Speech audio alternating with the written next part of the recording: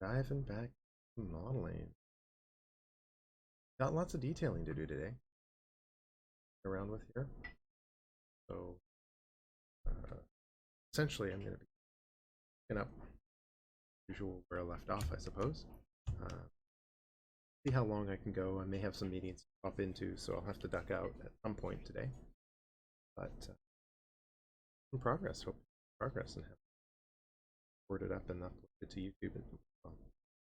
So last I left off, just focused in on the arm here, doing some hand detailing, really kind of getting this all up at a base level. I also, of course, spent some time doing the retopology and getting this detail transferred over, right? So we've got our nice low res mesh in here, down a quick overview of it, right? So of course I retopoed and res mesh this down, trying to create a relatively agile and structural functional hand to work from. Lots of little detail geo and things like that, but for the most part, clean loops where I need them.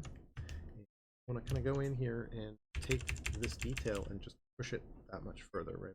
I think I maxed this out at around 30 million polys, 34 million polys, so I'm going to use all of that today. I'm definitely going to be doing a little bit of organizational element flow here as well, so I want to start out by utilizing personally find layers to be really useful from an organizational perspective, but also a little bit hindering in the overall workflow. So feel free to ignore this step if you're looking to push your poly counts this high, especially if you're not using HDGeo. HDGeo, while it doesn't work directly with layers, does have a bit of an advantage when you start pushing your poly counts really high. Technically, you can store layer data in the HDGeo, but you can't come out of the HDGeo and retain that layer data. So for me, I prefer not to use the HDGeo and instead use the layers directly, but you will run out of memory a lot because you're essentially storing various states of the model over and over and over again internally. So at 34 million, if I have 3 or 4 layers, I'm essentially storing 34 times that number of layers, right? So I got to be careful not to get too carried away here, but it's hopefully going to really be worth it to help with the organizational aspect, because it'll give me the freedom to kind of go back and forth a little bit more. If I do something that I don't like and decide later on that I need to go back and make changes, I'd be able to do that. So from a layer perspective here, for organizing my detail, there's a few things that I like to kind of do. The first is I want a working layer. I want an overall adjustment layer.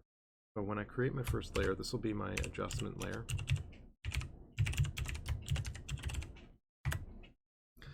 And then my second layer is going to be my detail, my pore detail layer.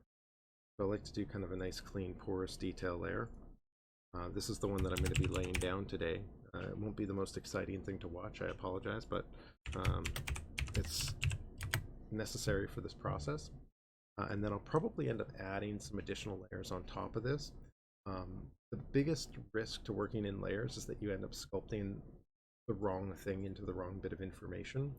So there's always that chance, there's always that risk, and that's kind of the big thing that you're going to have to watch out for. I ended up not being, I tend to not be great at keeping track of all of that. I did ruin it on the base model, so I can't use my layers quite as efficiently and effectively as I would like to. Just because I put the wrong stuff in the wrong layers. So it can kind of make utilizing layers effective if you make that mistake. That can be frustrating. But as an extra added buffer, I'm going to use the morph target as well. So I'm going to delete and store a fresh morph target here. And this will hopefully give me a little bit more room to control everything from. So I'm storing the base state.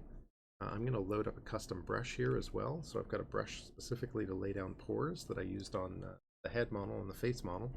And I'm going to need the different pore brushes here for that today. So I'm going to load both my single pore and my pore array brush, which I have pre-built here. Perhaps in another, I have another opportunity down the road, maybe I'll cover kind of how I like to approach doing that. But for now, essentially what I'm doing is I've got brushes that deal with these pores, right? So if we go into my brush list here and we take a look at each of these, talk a little bit about what they're like. So let's see, find them there. They go. They not load. What happened here? Brush. I didn't just over them or something. No, I didn't. Oh, they're here. They're just already selected. So I've got the single pore brush selected here. So let's just take our polyframe out. I can kind of show you. Oh, that's the array. Show you briefly what the. Oh, I loaded the array twice. I guess I can't load multiple brushes at once. Expected. Got this. Go 4. We go, right? So I've got like just a little pore I'm going to be drawing out, and I've got an array of these. So you know, simply put, all I've done is taken the single pore and drawn that out into a little disc shape, circle shape to this out. Basically, alpha brush. Doing that. I'm going to fine tune my intensity. I did have some challenges the last time I did this, kind of controlling pore intensity throughout the model. So I'm probably going to finesse the intensity a little bit more than I did previously. Base model, end up with something heavy. But I basically want to figure out the overall size that I want to lay these down at. Probably need something relatively fine here because I don't really want the pores to stay much. I'm going to draw the first one out somewhere around that size. I think that ought to give me a nice foundation for any detail in the model here. One really great resource for some of this would be like a little scan data. Let's see if I can find like a scan pan.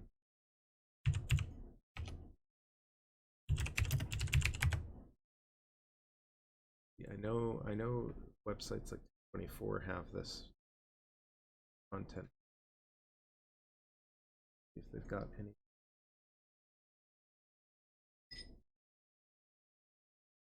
I'm just Google browsing a little bit here.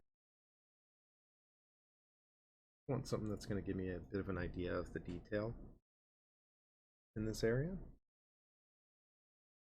I want to get a sense of the scale that I've got, right? I'm trying to kind of. I certainly can't see it from the photos. The photos of the goggles that I'm referencing. So definitely going to be important that I have some reference for this. Code. Setting.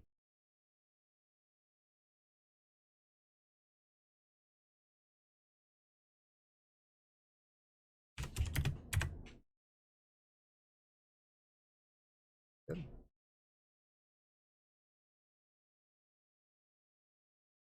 Like it's a high fill.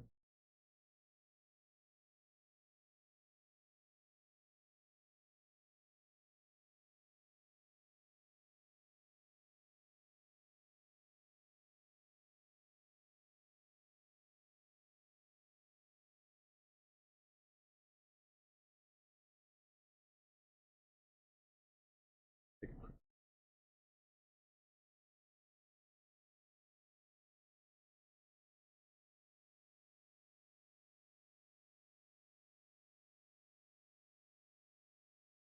thumbnail. Anatomy 360 is N24's system site, I believe.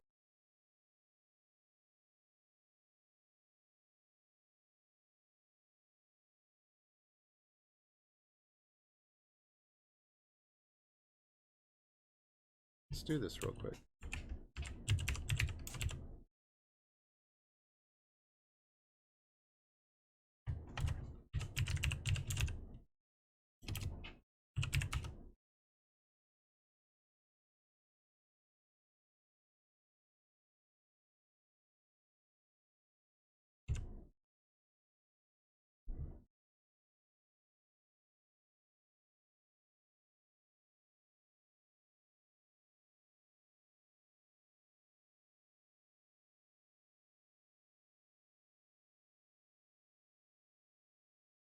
definitely handy.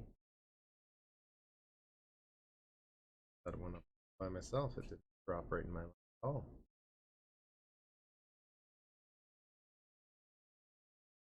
So, for handy, this will be pretty good. Get a bit of a sense of the scaling. Right, the pores in hands aren't particularly strong, but I want to use the structure, so I'm kind of looking at little details like the spacing areas and the kind of guideline, because I'm going to be using a lot of brushwork to kind of create this structure. Hairier regions of the hand will likely a little bit more porous, so we might get little pores in the back of the thumb area and things like that. I'm going to want something that's going to give me a bit of a base for get a little bit more spacing, a little bit of a tight soft tip area. Got a little. Maybe I'll go a little bigger, a little broader than what I had.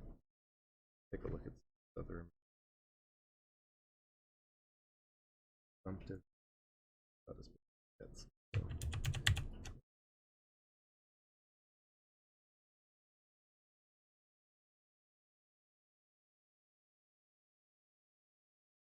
So maybe for doing that. I'll go a little bit bigger on this. It's just a touch tighter and maybe scale it down for a few different regions here. So undo that. Maybe I'll put that density down. Start right here.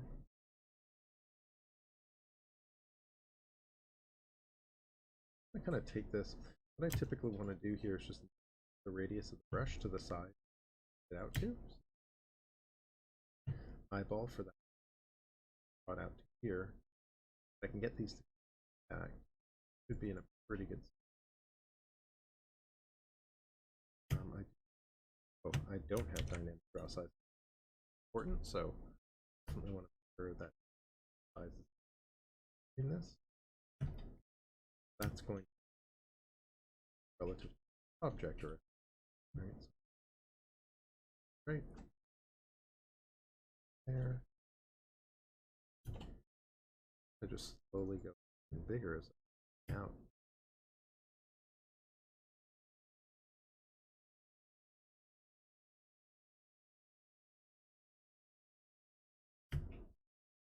Bigger still here.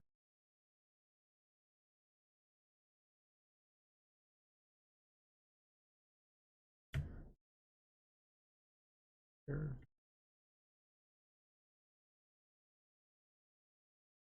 Have that morph target stored, so I should be able to go in and erase sort of problem element I have.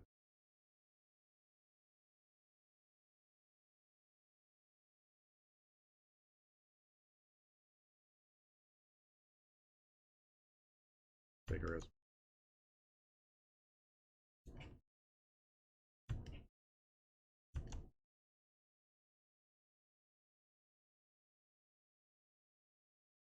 slightly bigger spacing help. Instead of just constantly resizing the brush, right? It's kind of how close am I getting to the circle radius, how far away am I starting, right? That'll give me a bit of a base for larger or small. I overlap them a bit. I don't want to actually overlap the strokes.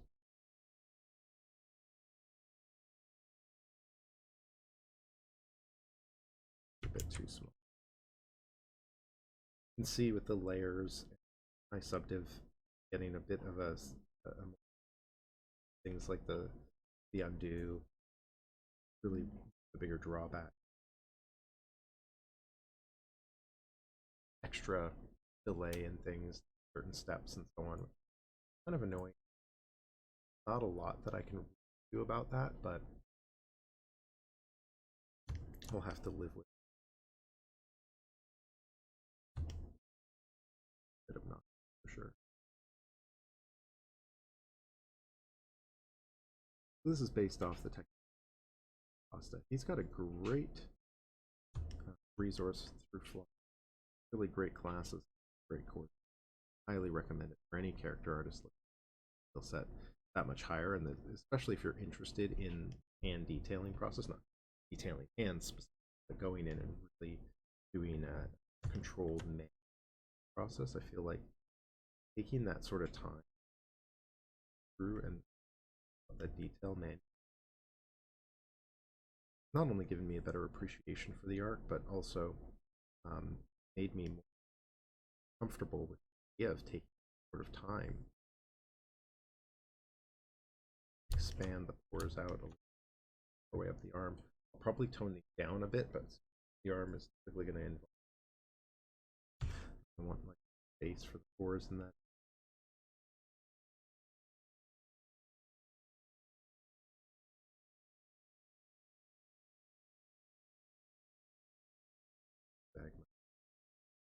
Try to lay out the pores and dragging in directions as I go here. Okay. This will all get toned down a fair bit as I go. This is really where the transition happens. Some pores down a bit.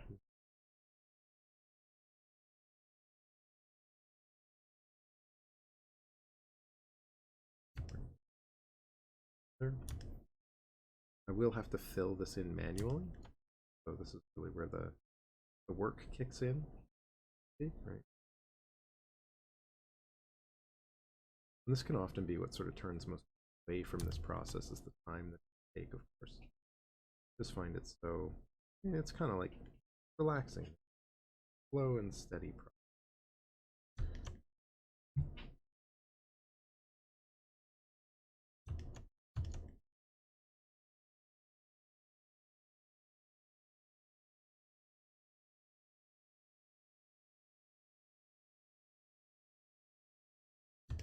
Try not to overlap these too much.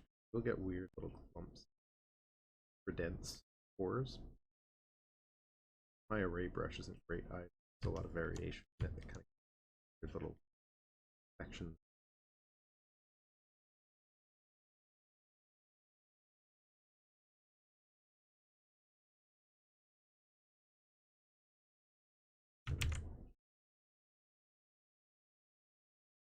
Find as we work our way in towards the inside of the arm a bit more. That density.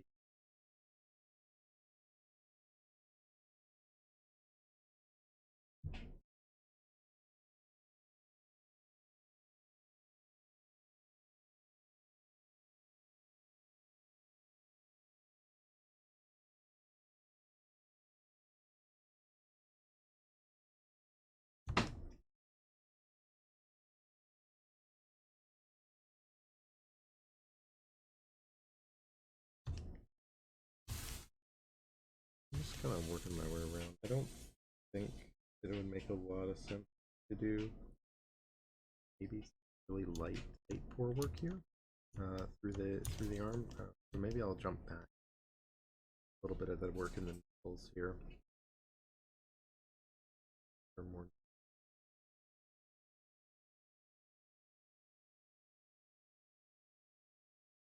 You can see as they sort of blend with the surrounding area. Starting to get a little bit for how that's together.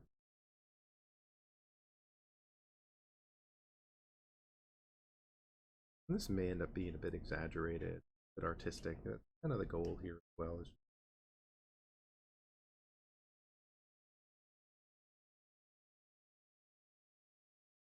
but probably end up toning down a lot of pore tail in the front section of it.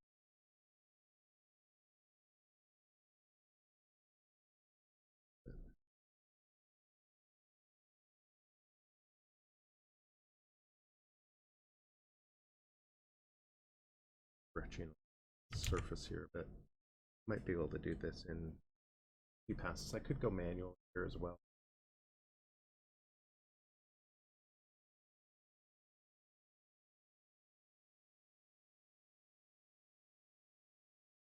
So this isn't going to be a very long stream at all.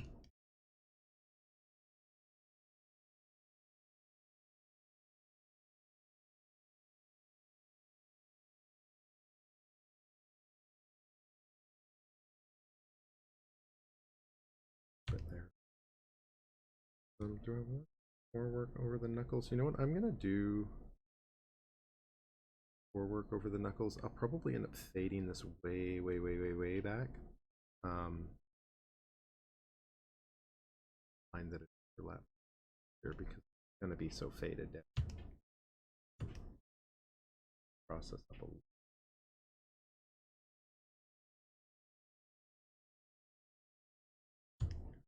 Fine.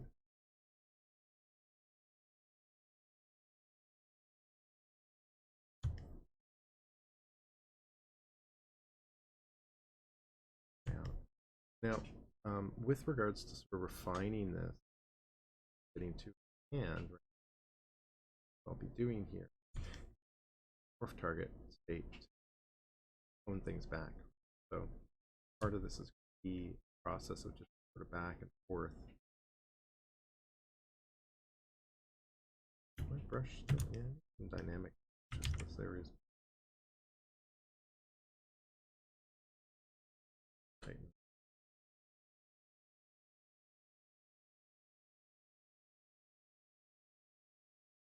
Circle so I can get smaller.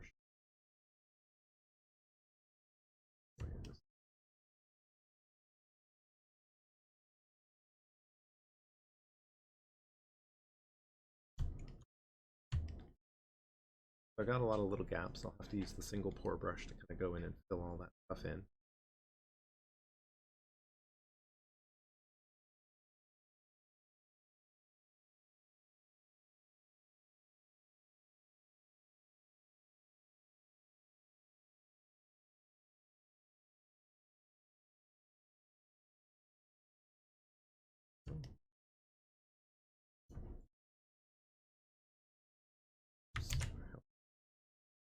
Attention to what I'm doing.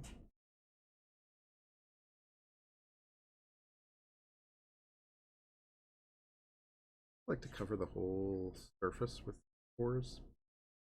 Like I said, I'll avoid some areas like the palm of the hand. Probably won't bother with. There's way too much other information for me to about doing pore work. Maybe the underside of the arm, less on well. We'll see. I like to kind of cover the arm and then take out what I don't need, or tone back what I don't need. I find that tends to be a little bit more effective in terms of getting a nice layout, but it does mean work overall well because it's got more cover in terms of and integration. But it also means that I've got a really nice connection on scaling option opportunity if I do go in and because really my goal is to take all of these or connect pores up with little brush strokes, right? Tail strokes. So imagine that a bit more on the side, but starting to get to the point where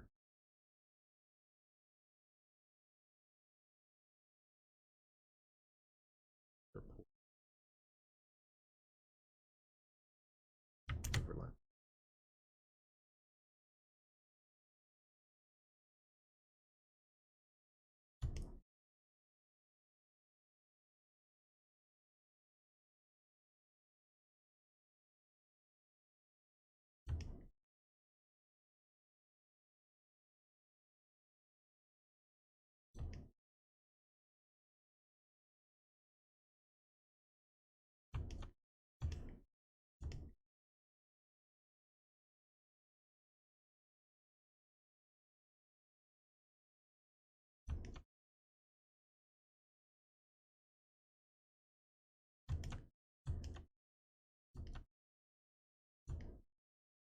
Definitely running down the region of the fur, break up that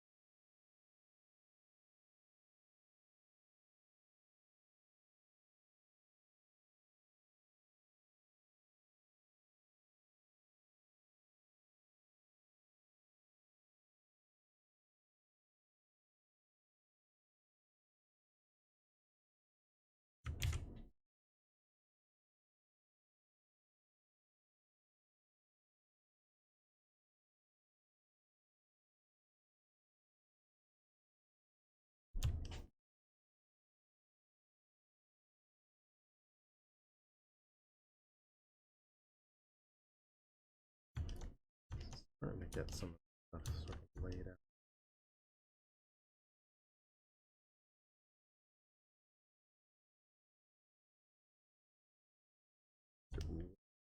In here, I don't think this will be an issue.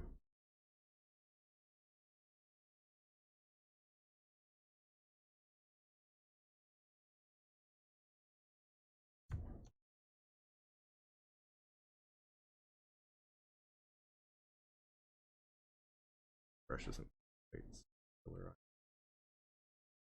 part of why. Sometimes I get, but don't.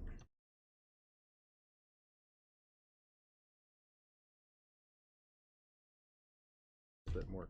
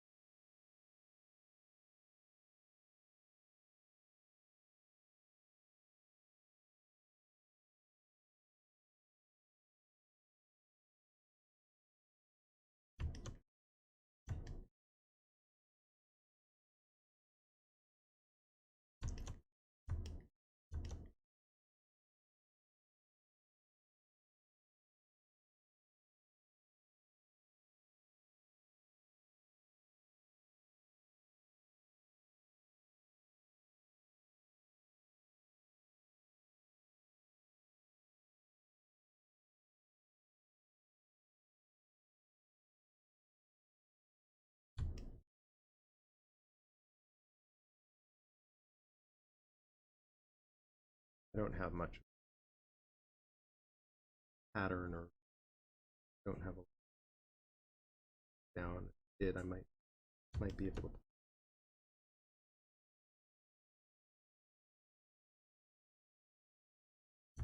I end up in situations where sections that either have to overlap or filling in. I think, considering how high up I am here, this is an area I can kind of do a little quicker, so I'm okay with that. Area I'm able to see, or at least not one that I showcase. I might show the art that at some point. We want to kind of have building work going to be adding into. It doesn't hurt to think about how you're going to present the, especially when you put a lot of work. But on the whole, it's certainly not significant. The hand, parts of them.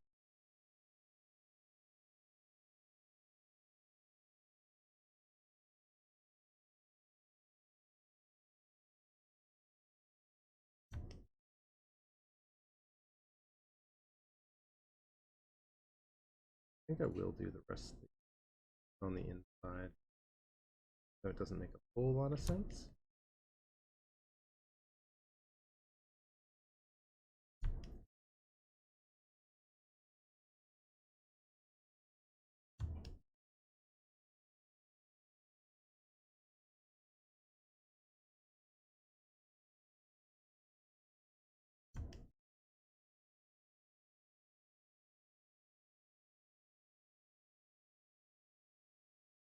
Bad habit of dragging everything in the same direction. Trying to break things up a little bit regularly. Bit of variety to each rotation. Occasional bit of up a bit.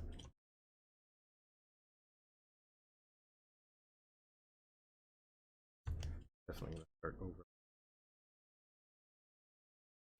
scaling down in these softer areas side of the. Oops, a bit big.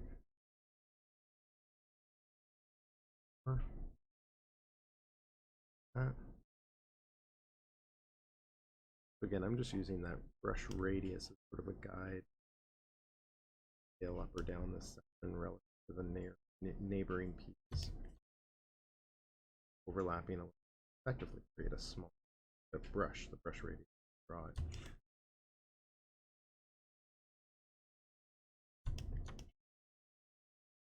Give me an idea of how I might fit it when it's scaled down.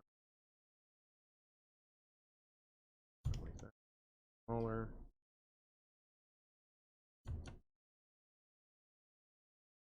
So I'm going to get same direction, dragging, rotate. Another solution here would be for me to rotate my view a little bit regular. That can help too. I don't think it'll be possible in the long run doing and trying again. No.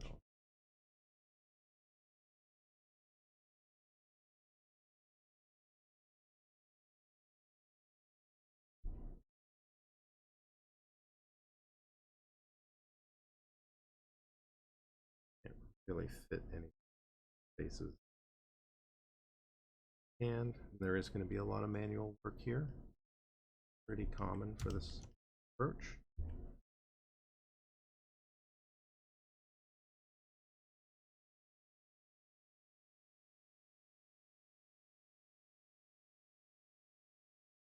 I think I'm getting. So I might have to pop out for a bit. I may or may not be back depending on time.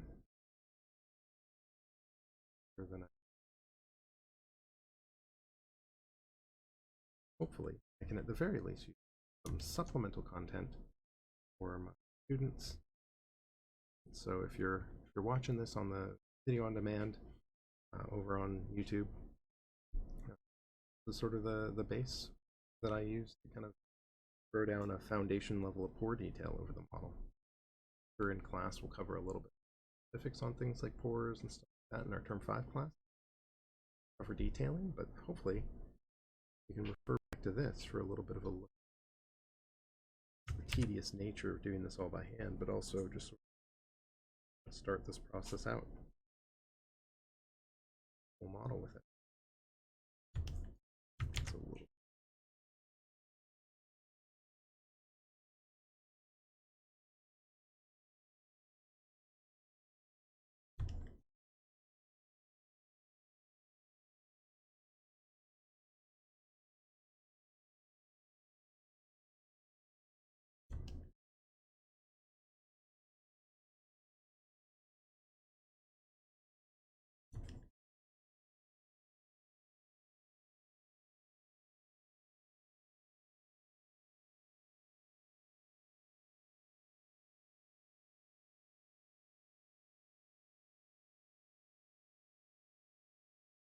Okay, I think I'm going to pause this for a bit. May or may not be back later. Cheers.